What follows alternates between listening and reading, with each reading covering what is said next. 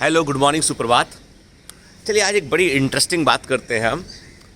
जैसे मैंने आपको बताया था कि आजकल मैं जो है वो खुद इंटरनेशनल हिस्ट्री पढ़ रहा हूँ। मैं ना पुराना सारा कि पहले के समय में जो है वो दुनिया भर में किस तरह का इतिहास रहा है। आप बोलोगे सर कई सारे लोग तो ऐसे हैं जो आज साइंस से जुड़े हुए हैं, आप हमको इतिहास बताना क्यों चाहते हैं? एक्चुअली इतिहास हमको बहुत कुछ सिखाता है। जब भी कहीं मौका मिले ना तो फालतू की किताबें पढ़ने से अच्छा है कि आप हिस्ट्री की बुक पढ़ें ना, तो आपको काफ़ी कुछ सीखने मिलेगा। हिस्ट्री हमको ये बतलाती है कि हमने पास्ट में क्या गलतियाँ की थी, कैसे हमने अपने आप को डेवलप किया है, कैसे हम मानव सभ्यता इवॉल्व हुई है। बड़ा मज़ा आ रहा है मुझे पढ़ने में। तो उसमें एक बड़ी इंटरेस्टिंग स्टोरी है कि यदि हम आपसे कहें कि जैसे मान लो हम आज बात करते हैं हमारे फेमस डिश कचौरी के ऊपर। अच्छा, मान लीजिए कि हमारे पास एक कचौड़ी है, ठीक है। आप हैं, मतलब मैं हूँ और आप लोग आप हैं, टोटल हम 4 लोग हैं। अब उस 4 लोगों को यदि वो कचौरी खानी है तो हमें उस कचौरी के 4 टुकड़े करने पड़ेंगे बराबर बराबर। वही है ना ईमानदारी, कि हमें कचौरी के 4 बराबर बराबर टुकड़े करने पड़ेंगे। और लेकिन मैं हूँ लालची आदमी, मैंने कहा भाई मुझे थोड़ा ज़्यादा कचौरी खानी है, तो मैं क्या करूँगा, मैं आप तीनों में से जिनके पास अपने अपने कचौरी के टुकड़े हैं उसको मैं लूटने की कोशिश करूँगा, छुड़ाने की कोशिश करूँगा, ताकि मैं बड़ा टुकड़ा खा सकूँ। यही होगा ना, क्योंकि कचौड़ी का साइज़ तो बढ़ नहीं सकता ना, कचौड़ी का साइज़ तो फिक्स है, वो फिक्स साइज़ है। 4 उसके टुकड़े करने हैं और मैं ज़्यादा खाना चाहता हूँ तो मुझे आपके टुकड़े को लेना पड़ेगा, लूटना पड़ेगा। ये थी हमारी पुरानी अर्थव्यवस्था। यानी 1850 के पहले, 1850 के पहले जो भी हमारी ग्लोबल जीडीपी था वो पिछले कई 100 वर्षों से स्थिर था। कोई बहुत बड़ा परिवर्तन उसमें नहीं हो रहा था। यदि स्पेन को अमीर बनना है तो उसको ब्रिटेन को लूटना पड़ेगा, ब्रिटेन को अमीर बनना है तो उसे पुर्तगाल को लूटना पड़ेगा, पुर्तगाल को अमीर बनना है तो फ्रांस को लूटना पड़ेगा। मतलब एक कंट्री को दूसरी कंट्री को लूटना पड़ेगा तो ही वो अमीर बन सकती है, क्योंकि कारण उसके पीछे ये है कि पूरी दुनिया का जो ग्लोबल इकनॉमी था वो फिक्स था, उसमें कोई बड़ा परिवर्तन नहीं हो रहा था। इसलिए यदि आपको अमीर बनना है तो आपको दूसरे का टुकड़ा लेना पड़ेगा।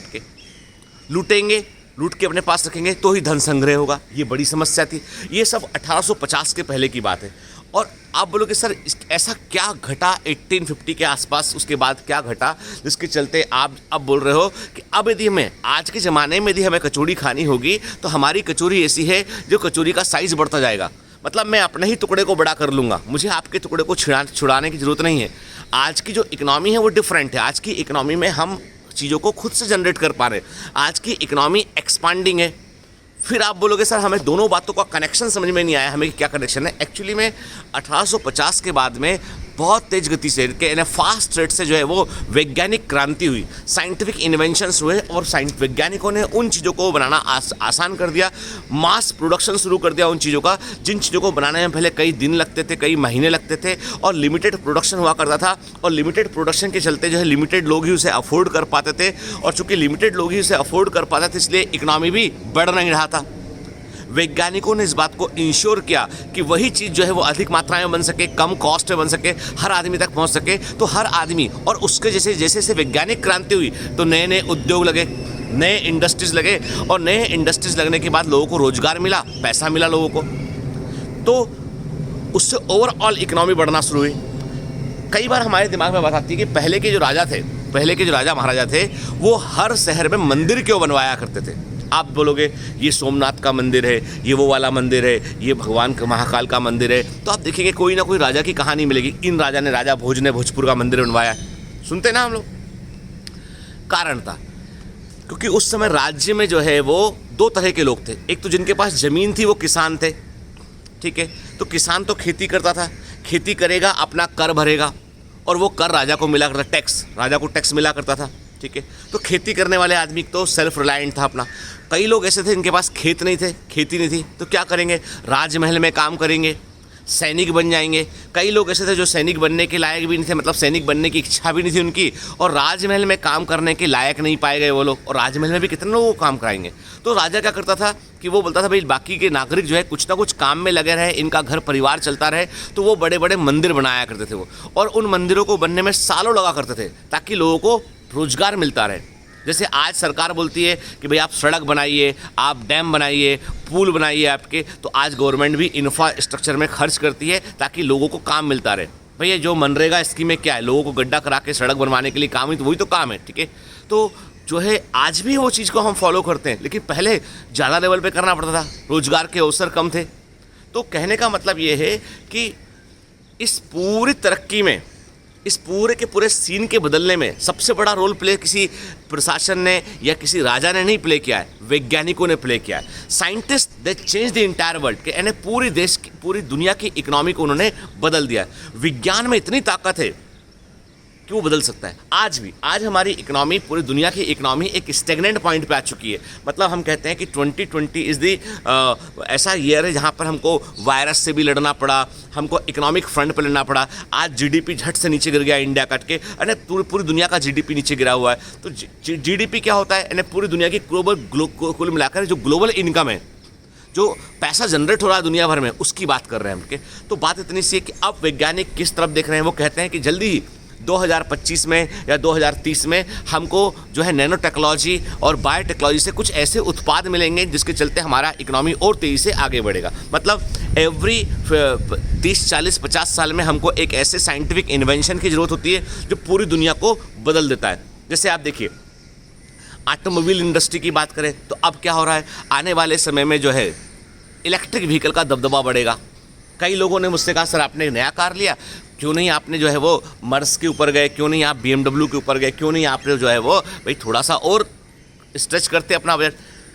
लेकिन मैंने एक ट्रेंड देखा कि अभी हाल ही में कम से कम 5 या 6 ब्रांड ऐसे हैं जो प्रीमियम ब्रांड है जिन्होंने अपनी इलेक्ट्रिक व्हीकल को लॉन्च किया। टाटा ने नेक्सॉन लॉन्च किया हुआ है, ठीक है, MG वालों ने जो है अपना EV व्हीकल लॉन्च किया हुआ है, हुंडई ने कुना लॉन्च किया हुआ है। तो अभी बहुत सारे व्हीकल है जो इलेक्ट्रिकल उसमें आ रहे हैं। मतलब टेक्नोलॉजी इतना रैपिडली चेंज है, तकनीक इतना रैपिडली चेंज है कि अगले 5 सालों में जो ऑटोमोबाइल है उसका पूरा शेप बदल चुका होगा। देखिए, मैं जब से कह रहा हूँ मैं कि अगले 5 सालों में ऑटोमोबाइल इंडस्ट्री का शेप बदल चुका होगा। तो बहुत सारे चीज़ इन्वेंशन लगातार हो रहे होते हैं और ये एक फेज़ आता है, ऐसा 10-20 साल का एक फेज़ आता है जहाँ पर इन्वेंशन इतना फास्ट होता है कि पूरी दुनिया को बदल के पूरा का पूरा सिनेरियो जो है वो हेड से टेल जाता है, बदल जाता है पूरा।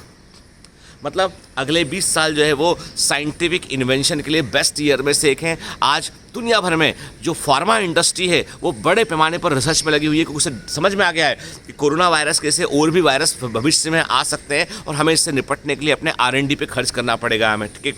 हमें कई अच्छी एंटीवायरल मेडिसिन को बनाना पड़ेगा। तो फार्मा इंडस्ट्री बूम कर रहा है, केमिकल इंडस्ट्री जो डिसइंफेक्टेंट वाली इंडस्ट्री वो बूम करना शुरू कर दी और बहुत सारे नए जैसे कि उद्योग बनने लगे हैं। तो जो चीज़ें ख़त्म हो रही हैं उनकी जगह पर दूसरे विकल्प तैयार हो रहे हैं।